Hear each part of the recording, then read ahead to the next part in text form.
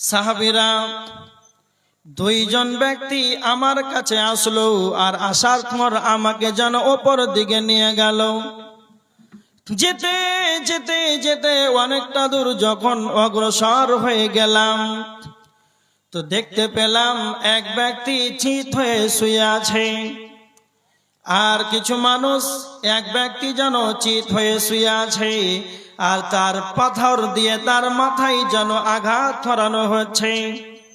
তার মানে এমন ভাবে তার মাথায় যেন পাথর মারা হয়, মাথাটা যেন তার চৌচির হয়ে যায়। চৌচির যখন হয়ে যায়, পাথরটা যখন আনতে যায়, তখন ওই মাথাটা যেন পূর্বের ন্যায় হয়ে যায়। আগে যেই রকম ছিল তার মাথা সেই রকম যেন হয়ে যায়। এরকম অবস্থা বিশ্বনবী দেখতে পেলেন। আল্লাহ নবী বললেন, জিবরাইল তুমি বলো এটা কিসের কারণে এদেরকে এইরকম শাস্তি দেওয়া হচ্ছে?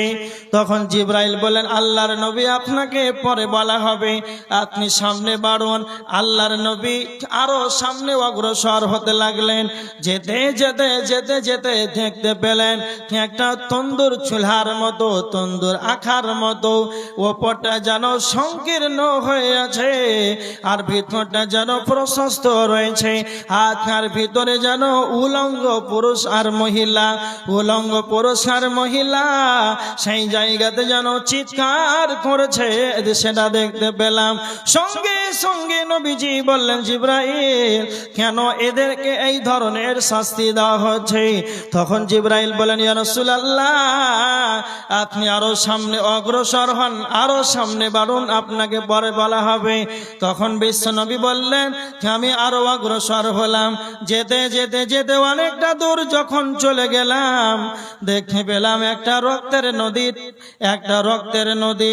সেই নদীটাতে যেন মানুষ সাঁতার কাটছে, এতটা দুর্গন্ধময় যুক্ত পচা নদী। সেই পচা নদীতে দুর্গন্ধময় যুক্ত সেই পচা, সেইখানে যেন দুর্গন্ধের কারণে যেন টিকা যাচ্ছে না। সেই সময় বিশ্বনবী বললেন, এদেরকে কেন এত দুর্গন্ধময় যুক্ত রক্তের নদীতে ফেলা হয়েছে? তখন জিবরাইল আল্লাহ রসুল সাল্লাল্লাহু আলাইহি ওয়াসাল্লামকে বলতে আরম্ভ করলেন।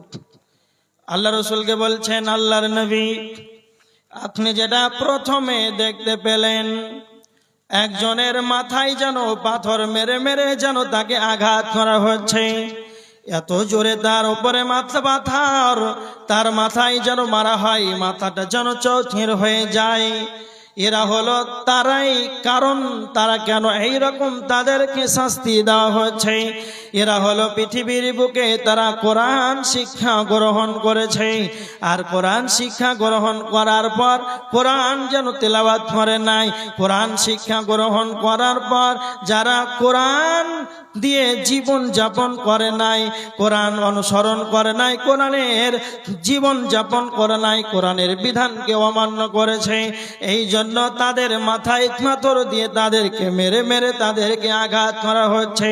তার মানে যারা কোরআন পড়তে জানে আর কোরআন পড়ার পর কোরআন শিক্ষা গ্রহণ করার পর যারা কোরআন তেলাওয়াত করবে না, কোরআন থেকে যারা দূরে সরে যাবে, তাদেরকে এইরকম শাস্তি দেওয়া হবে।